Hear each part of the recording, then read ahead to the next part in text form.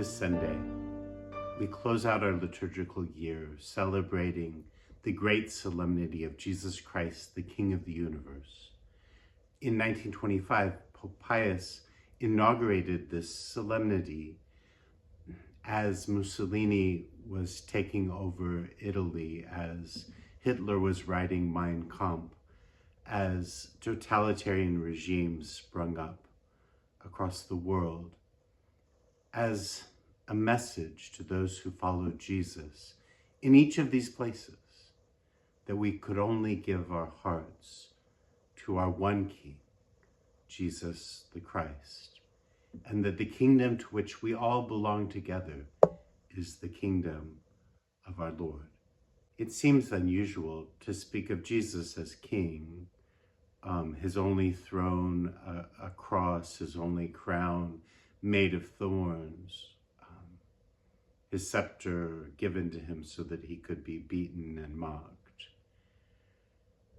And yet, Jesus stands very much in the tradition, in the Hebrew tradition of kingship, starting with Adam in the garden, who was the caretaker of the garden, who was entrusted with the care of the garden, who put order in the garden, who ruled the garden on behalf of our God.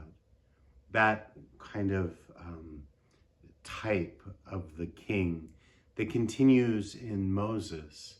As Moses is entrusted with the care of the people in the Exodus, he gives the law, he leads the people in order.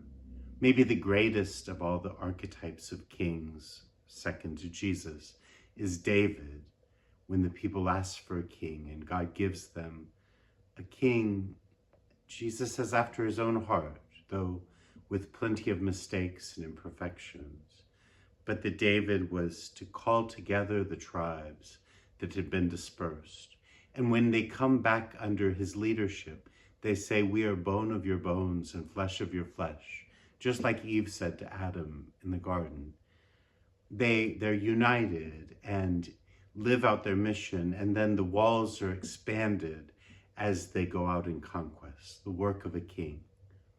Jesus comes in that same spirit, and there is great struggle, this kingly struggle, especially as he comes closer to Jerusalem, as he cleanses the temple, as he engages in these last debates, and as he's scourged and makes his final battle on the cross.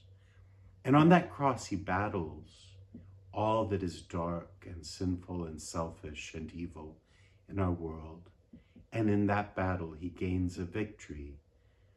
And in that victory, he calls us to himself as his people, to follow him, to fight with him and like him from the cross, from that place of love, shedding light, a good news, not just reinforced, but going out as any king around the world, this idea of a new evangelization still today. One last piece that would bring us to today, to our own lives, not just as followers of Jesus, but as members of his body, ourselves anointed, each of us on the day of our baptism, again in confirmation, anointed with God's Spirit, as Jesus was anointed the Christ, as he was anointed King, so we were anointed priest, prophet, and king, members of his body.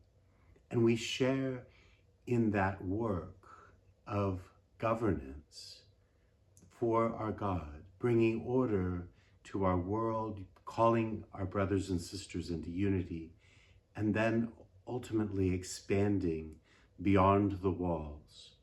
So Adam breathed on by God, anointed in the garden.